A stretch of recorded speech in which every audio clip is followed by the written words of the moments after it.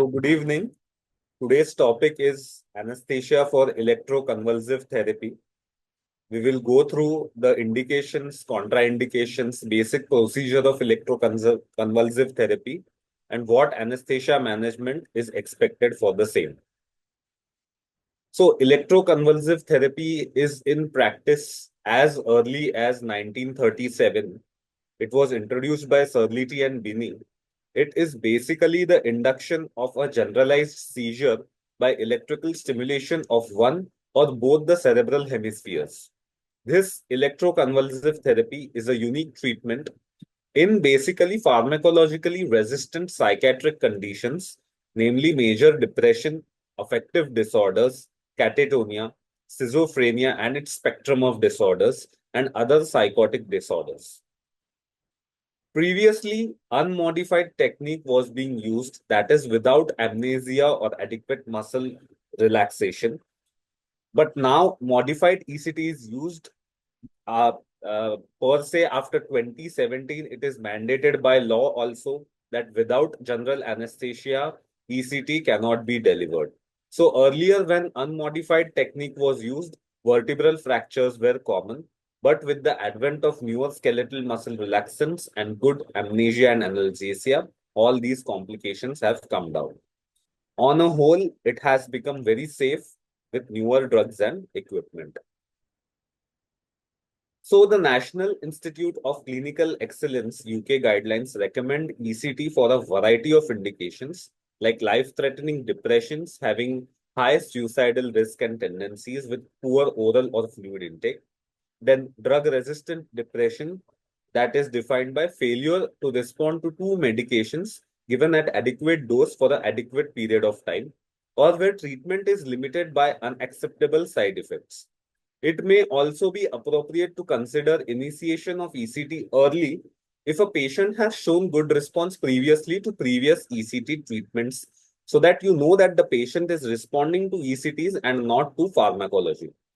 Acute catatonia is another indication where IM benzodiazepine has failed to relieve the symptoms. And then mania where treatment has failed or its treatment is limited by the various side effects of polypharmacy. It is again an indication for ECT. Other indications which include major depressions, recurrent episodes, bipolar major depression, depressed or mixed type, mania, bipolar disorder, schizophrenia, which includes catatonic and schizophreniform or schizoaffective disorders, atypical psychosis, other miscellaneous conditions which include organic delusional disorder, organic mood disorder, acute psychotic disorder, OCDs, as well as Parkinsonism, neuroleptic malignant syndrome, secondary catatonia, and lethal catatonias. So this is a wide spectrum of area where the ECT can be used. There are some relative contraindications of providing ECT treatment, which include myocardial infarction within the last 3 months or an unstable angina, cardiovascular event in the last 3 months. Raised intracranial pressure may be due to a space-occupying lesion, a large tumor or a meningioma, or an untreated cerebral aneurysm. There can be unstable major fractures or pre-existing vertebral fractures or pre-existing cervical spine injury. Again, these become a relative contraindication. Patients suffering from pheochromocytoma, they undergo major hemodynamic instabilities post-induction, and hence they are again a relative contraindication. Then uncontrolled cardiac failure or severe valvular disease is a relative contraindication. Deep venous thrombosis until anticoagulation is a contraindication. And retinal detachment is one contraindication. Along with it, some cases of cochlear implants, if it is there, then ECT can be given on the opposite side. That is, unilateral ECTs can be given. But once again, cochlear implants and retinal detachments are relative contraindications. We will go through how the ECT acts. Basically, when we are giving an ECT, we are inducing a seizure for a brief period of time. So according to the neuroplasticity hypothesis, the levels of brain-derived neurotrophic factors, BDNF, increase in patients with treatment-resistant schizophrenia.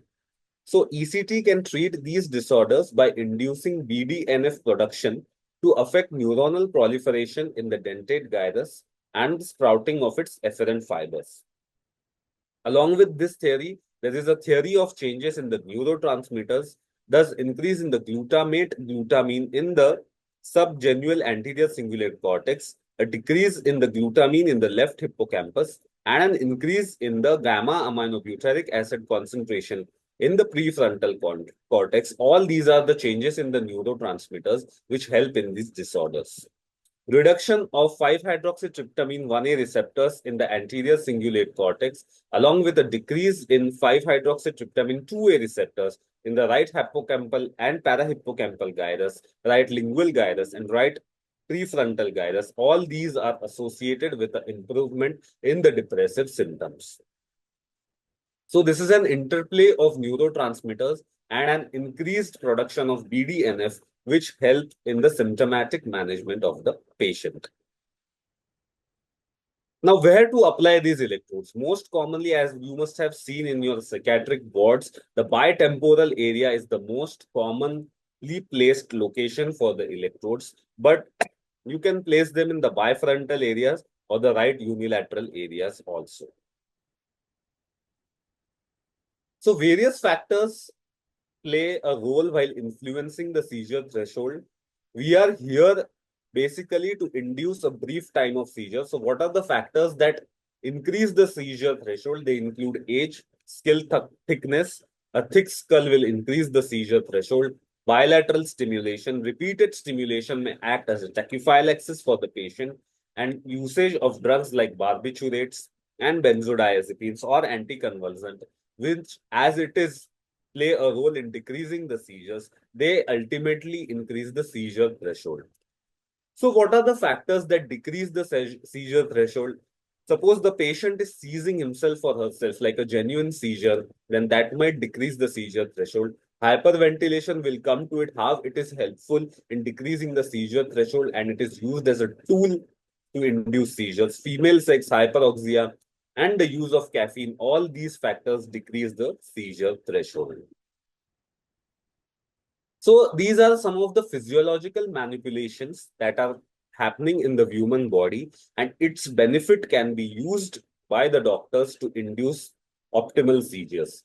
So two physiological manipulations are instituted for patients with resistance to seizure induction during ECT to lower down the seizure threshold. First is sleep deprivation.